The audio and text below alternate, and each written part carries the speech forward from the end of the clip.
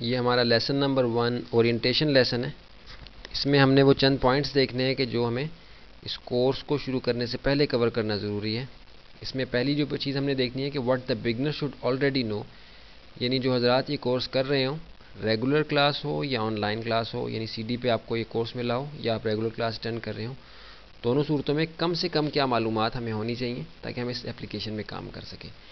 तो इसके लिए एक छोटी सी हम देखते हैं कि एप्लीकेशन हमारे पास विंडोज़ प्रोग्राम एसेसरीज़ पेंट की एक छोटी सी एप्लीकेशन हमारे पास मौजूद है। जो हजरात ग्राफिक डिज़ाइनिंग में इंटरेस्ट रखते हैं उन्होंने ज़रूर ये एप्लीकेशन देखी होती है, क्योंकि ये एक विंडोज़ के डिफ़ॉल्ट में हमारे पास प्रोग्राम्स के अंदर ये एप्लीकेशन होती है। इसमें हमारे पास कुछ ऐसी चीज़ें हैं कि जिनके ज़रिए से हम अपने कॉन्सेप्ट्स को कुछ क्लियर कर सकते हैं। एडोबी फ़ोटोशॉप में काम करने से मुतल्लिक बुनियाद को हम बना सकते हैं कि जिसके ज़रिए से हम एडोबी फ़ोटोशॉप को समझेंगे। इसमें हम देख रहे हैं कि हमारे पास मेन्यू बार है। इस मेन्यू के अंदर हर ऑप्शन के अंदर सब ऑप्शंस हैं। ये सारी उस काम से मुतल्लिक होती हैं कि जो हम यहाँ अपने इस वाइट एरिया में यानी कैनवस के एरिया में काम कर रहे होते हैं। फिर हमारे पास यहाँ टूल्स हैं। इन टूल्स के ज़रिए से हम अपने इस वाइट एरिया पे काम करते हैं। फिर हमारे पास यहाँ कलर्स हैं। इन कलर्स को हम अपनी ड्राइंग्स के अंदर या वो जो काम हम यहाँ कर रहे हैं उसके अंदर हम इस्तेमाल करते हैं। अब देखिए कि मुख्तलिफ शेप्स बनाने के हमारे पास टूल्स हैं। अब देखिए कि शेप मैंने सेलेक्ट की तो हमारे पास 3 ऑप्शंस आ गई शेप से मुतल्लिक। अब देखिए कि सिर्फ आउटलाइन आई है। सेकंड ऑप्शन मैंने सेलेक्ट की, फिर भी हमारे पास आउटलाइन आई है।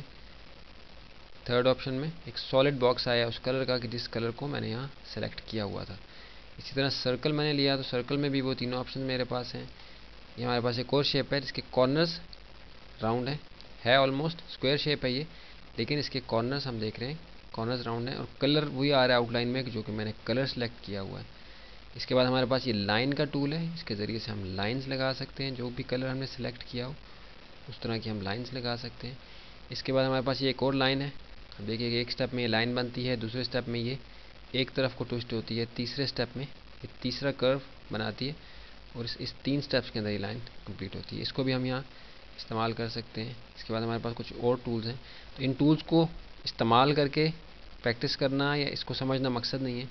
इसके ज़रिए से हम एडोबी फ़ोटोशॉप को समझने से मुतल्लिक अपनी बुनियाद बना लेते हैं, अपने जहन में एक कॉन्सेप्ट बना लेते हैं, खाका हमारे जहन में बन जाता है कि किस तरीके से हमने एडोबी फ़ोटोशॉप को समझना है।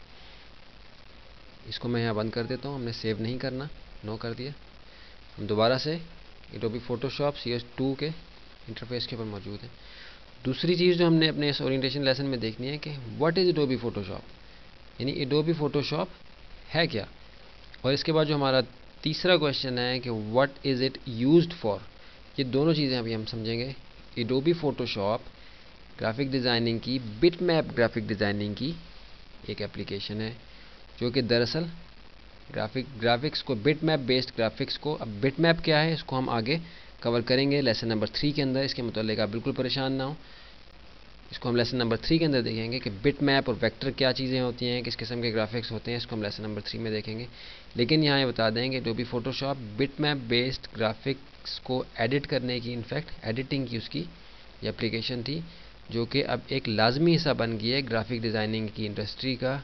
किसी भी ग्राफिक डिज़ाइनिंग की एप्लीकेशन में आप काम करें तो एडोबी फ़ोटोशॉप के ऊपर आपको अबूर होना ज़रूरी है। ख्वाह आप वेक्टर बेस्ड ग्राफिक डिज़ाइनिंग में कर रहे हो, वेक्टर की एनिमेशन में कर रहे हों, 3D में कर रहे हों, वेब के लिए कर रहे हों, प्रिंट के लिए कर रहे हों, किसी भी मीडियम के लिए आप कर रहे हो, आपको एडोबी फ़ोटोशॉप का आना ज़रूरी है। इसकी अब मज़ीद तफसील हम आगे अगले लेसन के अंदर देखेंगे तो हमें एहसास होगा कि वाकई ये कितनी अहम एप्लीकेशन है ग्राफिक डिज़ाइनिंग के लिहाज से। इसके बाद जो आखिरी चीज़ हमने देखनी है, how are we going to proceed, यानी हम इस कोर्स को किस तरीके से कवर करेंगे।